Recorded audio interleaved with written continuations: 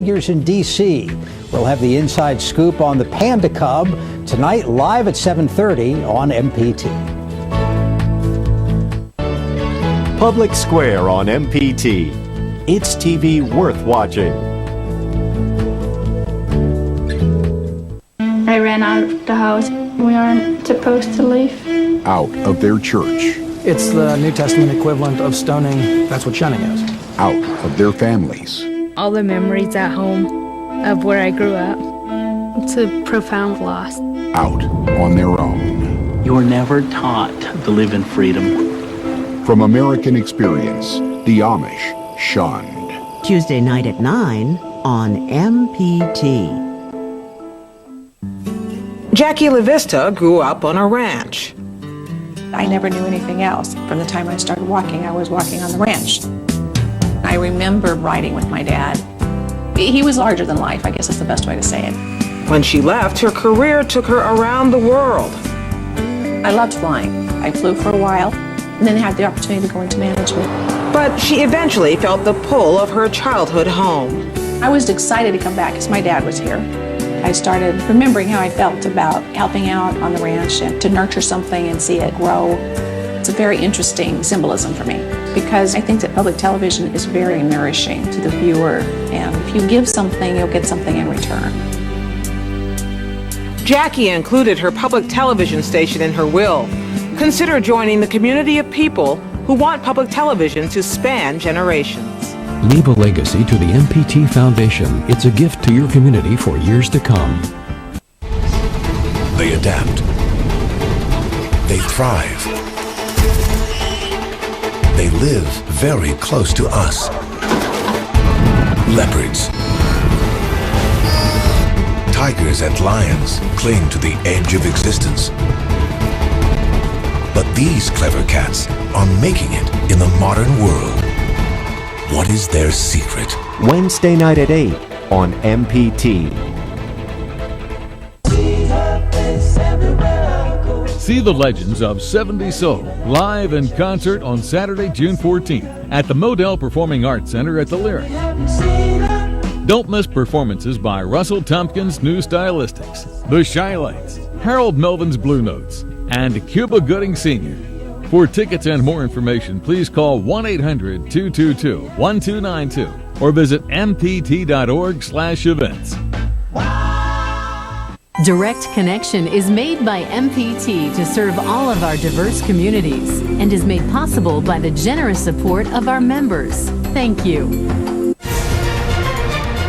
Live from Maryland Public Television, this is Direct Connection with Jeff Salkin.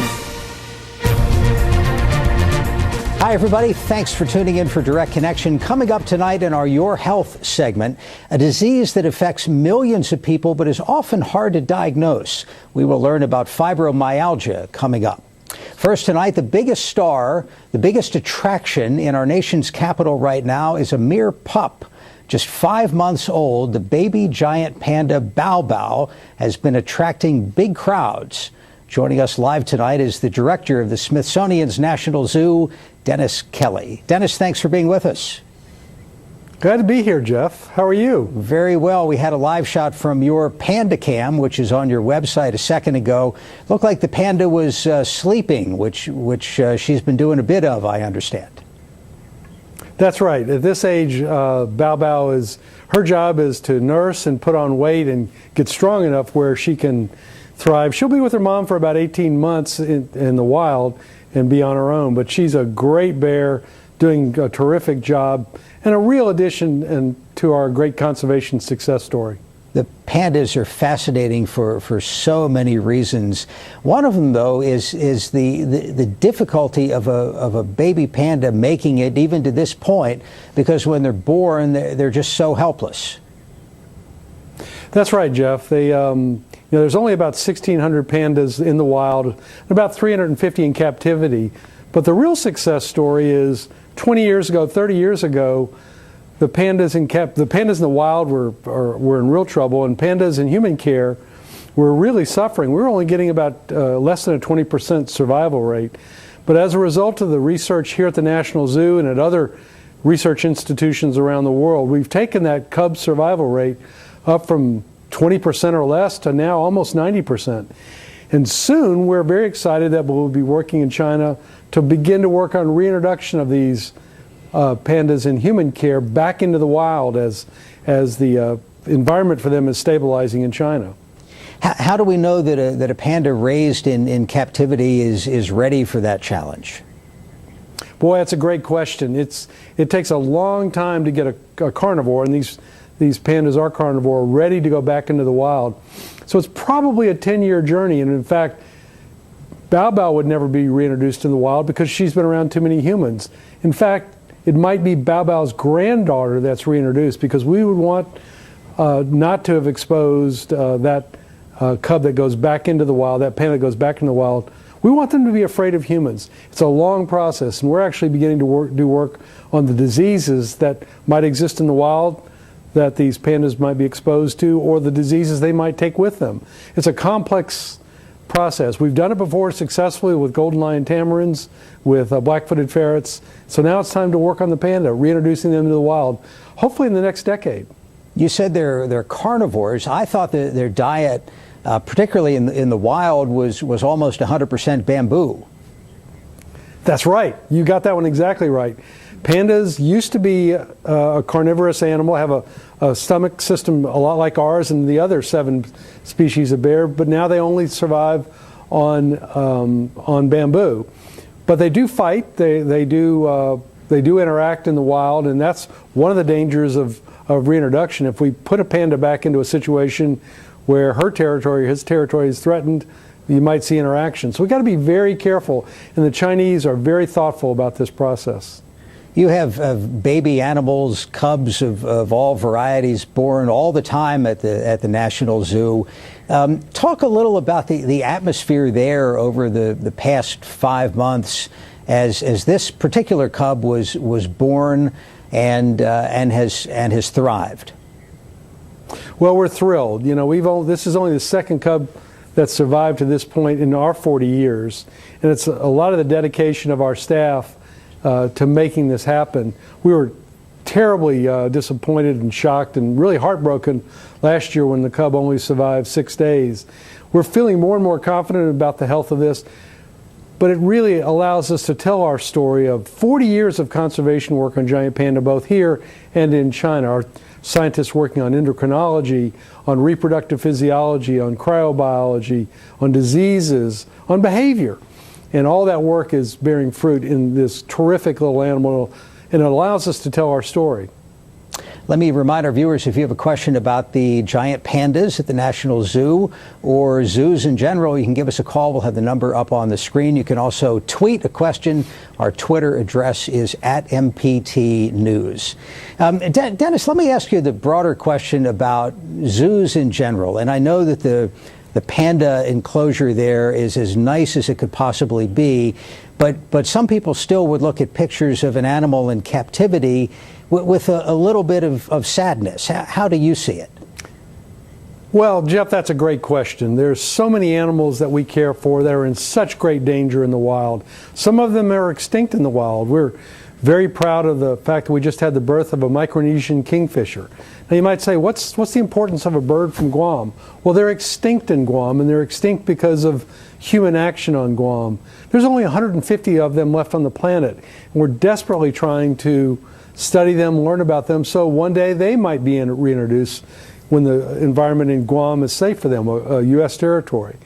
We've discovered, those of us in the Association of Zoos and Aquariums, accredited zoos and aquariums, are always working to see how the actions and what we learn here can translate back into range country where there is a range country. So here at the National Zoo, because we have animals in human care, we discovered the disease that's killing 1/3 of all the baby elephants in Asia, the herpes virus. And we created the National Herpes Laboratory to help find it. We created a similar lab in India. We never would have found that disease if we weren't studying the animals as intimately as we are. We also discovered the fungus that's killing 1/3 of all the frogs on the planet. 1/3 of all the frog species are susceptible to this chytrid fungus, which may be being spread by global warming. But it never would have been discovered. Those species would have gone extinct. So now the Panamanian golden frog is thriving here in this country, but is almost extinct in Panama, its home country. That's the role zoos and aquariums, accredited zoos and aquariums, can play in helping educate people about what's going on, studying them, and preparing for ways that we can save species that are so threatened with extinction. You talked before about the level of contact between the panda cub and the human keepers, and I've seen photographs of people holding the panda, and the panda seems not unhappy about it. At some point, do the humans have to get out of the way? I mean, a full-grown giant panda is a couple hundred pounds, right? Absolutely, and in fact, in about 1 month will be the limit when Bao Bao and we can interact. We're training her now to be able to respond to us, that she'll come to us for food rewards, but probably in another 30 to 60 days, it'll begin to be hands-off. We never go in with Tien Tien, the dad, or Mei Xiong, the mom. They're full-grown bears. Just as we don't go in with tigers, we don't go in with elephants, we don't go in with other bear species. How does the mom feel about it when if you go in for a checkup? I mean, is she aware of that? She's aware of it. She trusts us. The first few days were a little tough. We actually learned from the Chinese how to interact with a bear and a cub. But Mei Xiong's got great trust in her keepers and veterinarians, and she's fine with it. As the bear grows, as the Bao Bao grows, she'll gain independence, and we will have a complete hands-off policy. We only use positive reinforcement here at the National Zoo. We never use negative reinforcement. The animal only does what it wants to do and responds to our training cues, just as any great dog or cat trainer does it at home.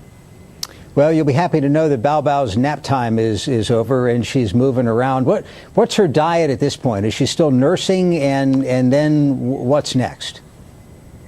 So she's on purely mom's milk right now, and this is an amazing story. So mom, is almost 250 pounds, and mom really only served 95% of her diet is bamboo, which is tough to digest, but she's making this great rich milk.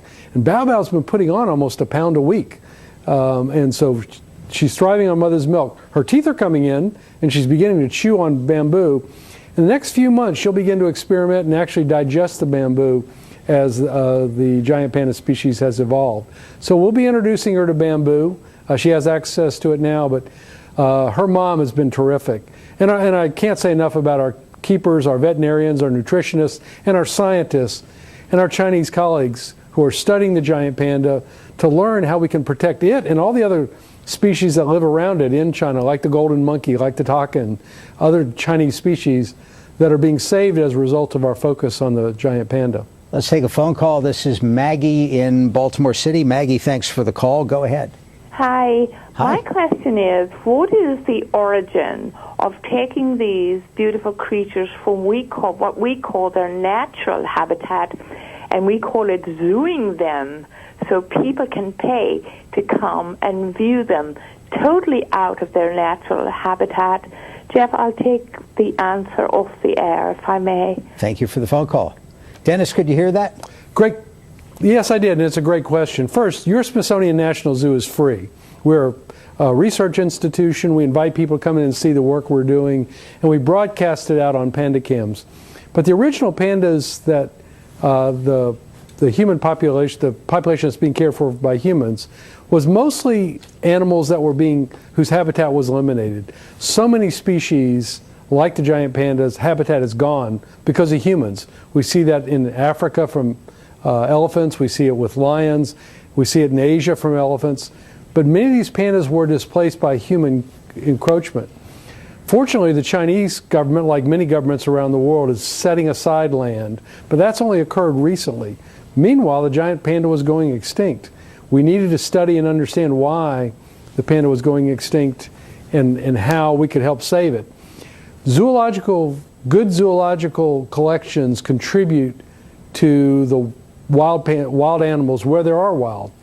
For example, Przewalski's horse went extinct in the wild. It was the zoo population, both here and in Europe, that has allowed the reintroduction of Przewalski's horse back into Mongolia and Inner Mongolia in China. Zoo collections can play an important I think you mentioned that role in Bao reestablishing Bao, Dennis, goes back to China at some point.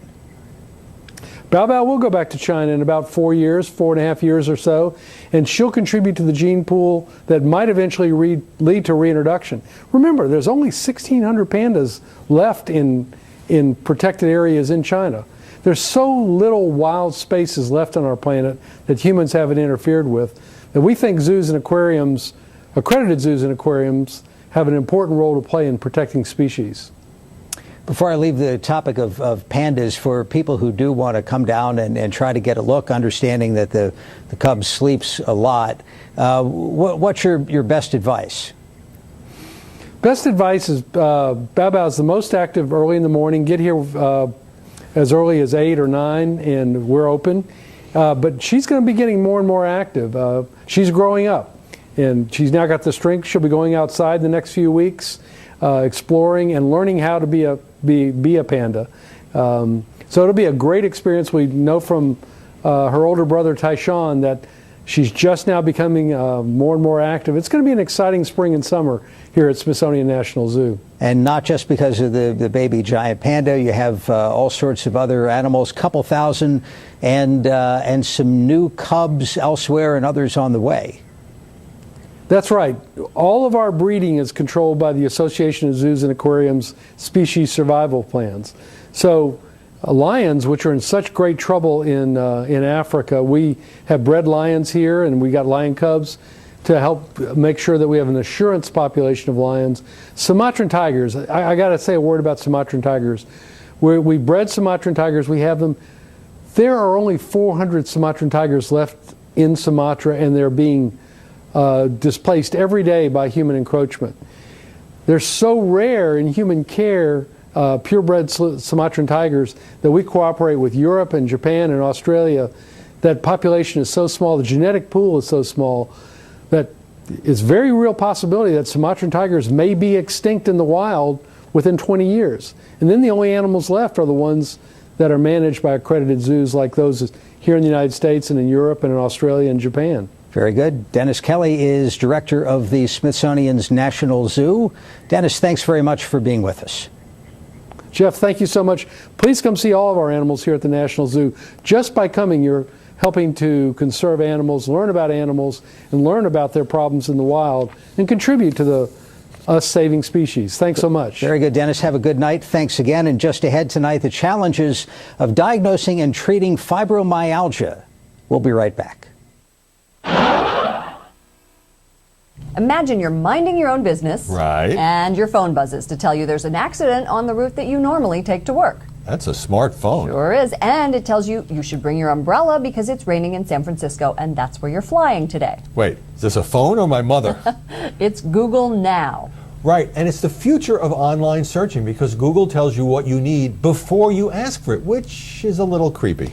It's creepy, but convenient. I like having the information. Which Google has gleaned from your Gmail account, your Google Calendar, and so on. This is Google's attempt to compete with Siri, the iPhone's automated voice. And the company recently expanded the app so it helps you track packages, buy tickets, and rent cars, but it still feels like you're sharing too many details of your personal life. With a computer, which I predict people will get used to, just like the way Google sends us targeted ads. And that's your daily download.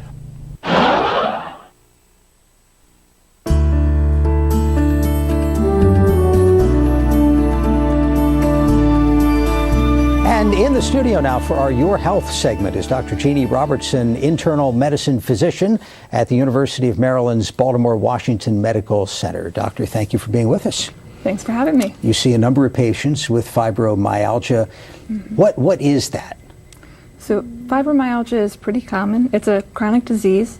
It affects the muscles and connective tissue, so it causes pain that's widespread throughout the body. It's more common in women than in men, and it also causes some other symptoms. People with fibromyalgia tend to feel tired. They can't sleep very well. Sometimes they have mood problems like feeling depressed or anxious, and sometimes memory problems too. And it's surprisingly common and at the same time hard to diagnose. Right. Diagnosis of fibromyalgia is a little bit tricky because it mimics a number of other diseases. and the symptoms are not very specific. So, if someone comes in, they say, I feel achy, I feel tired. You start thinking, well, maybe it's the flu, or maybe they're not sleeping very well. But fibromyalgia comes in when you kind of rule out some of those other things and they still have symptoms. So it's a process of elimination, and there's no specific blood test or x-ray that would say this is it? Right, so there's not one test that we can do and say, you definitely have fibromyalgia based on this test. We have to basically do some blood tests, maybe some imaging tests, and rule out other things like rheumatoid arthritis.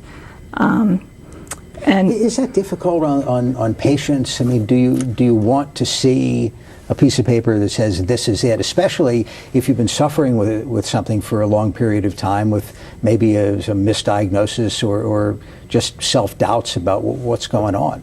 Mm-hmm. It would be nice if it were black and white like that, and I think that's why a lot of primary care doctors somewhat hesitate to diagnose fibromyalgia and will refer it out to rheumatologists instead, because you don't want to miss something that may have different treatment options, or you don't want to miss something that may be progressive as opposed to fibromyalgia, which is chronic but doesn't progress. It's just treated for the symptoms. So what does it do to somebody's quality of life? What does it do to their life expectancy? So there's no change in their life expectancy. Their quality of life is, it can be lower in that they're living with pain day to day, similar to if you had the flu, that type of pain. And so it can affect the things that they want to do. They don't really, exercising can be painful. So people with fibromyalgia tend to limit that, even though that's one of the main treatments for it. Do you know why it's effective as a treatment? To be honest, I don't know why, except for that when a person's more deconditioned, they tend to have more symptoms of fibromyalgia. So just the conditioning itself, getting the muscles working, is helpful to treat the pain. Is there an average age of onset? So fibromyalgia is usually diagnosed between a person's 20s and 50s. The prevalence is about 2%, so it's pretty high. And you said before it's more women than men. Right, so it's about 8 to 9 times more women than men. In the cases you see among men, does the disease manifest itself differently, or you hear the same things? To be honest, I don't think I have any patients that are men with fibromyalgia. I don't know if there are men that are hesitant to come in with those types of symptoms, but so I'm not sure if they feel different things with fibromyalgia. So what's your clinical experience been over the course of treating somebody with the disease? Is it the sort of thing where there are flare-ups and remissions? Do you have medications that you find to be effective for some? Mm-hmm. So it's chronic, and there are flare-ups. So periodically people will have worse pain than they had before. And the flare-ups could be related to stressors in their life. So sometimes, a move or a divorce or something like that can make it flare up. Also, trauma can make it flare up. So if they get in a car accident or have a fall, it can flare up after that. Wow. When there's a flare-up, we treat the pain.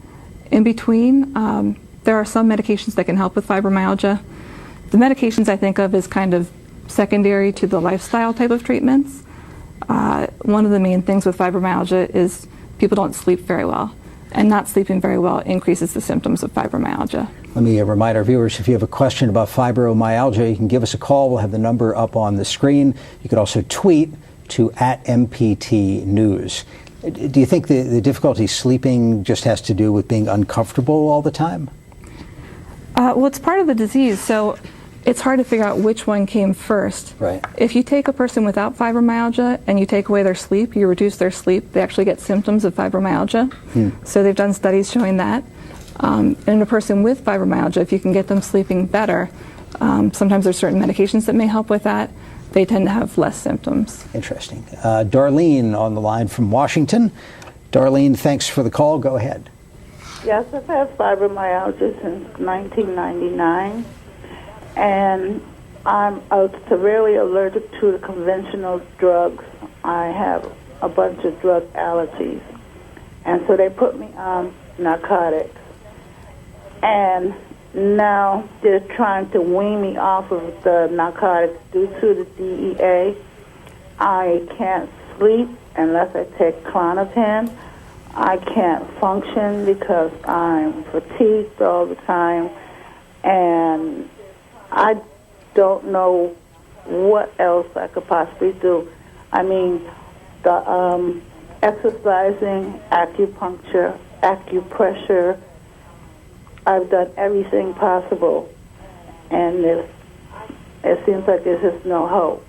Darlene, thank you so much for the phone call. We'll get you an answer on the air, and best of luck to you. That's a pretty tough story. Is that what you hear?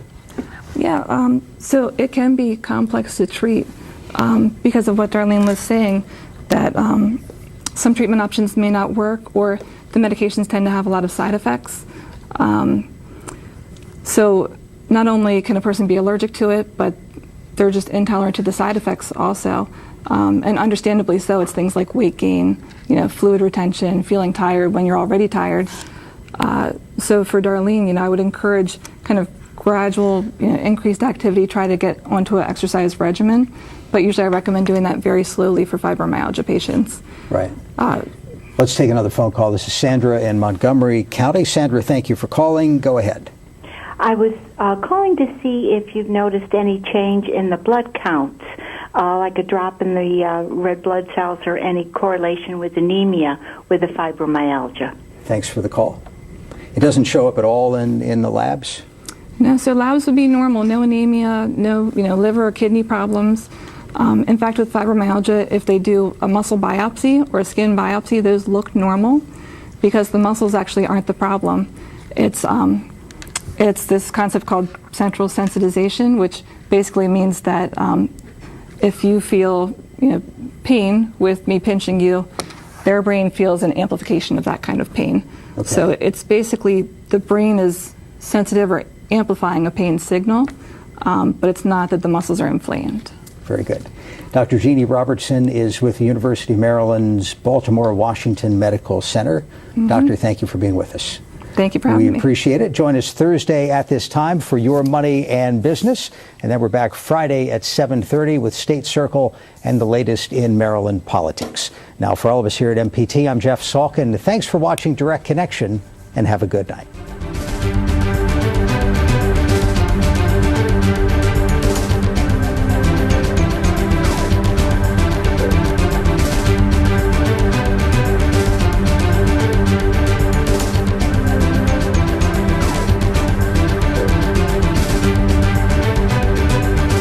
Your health segments are a co-production of Maryland Public Television and the University of Maryland Medical System. This program was made by MPT to serve all of our diverse communities. Tonight on MPT.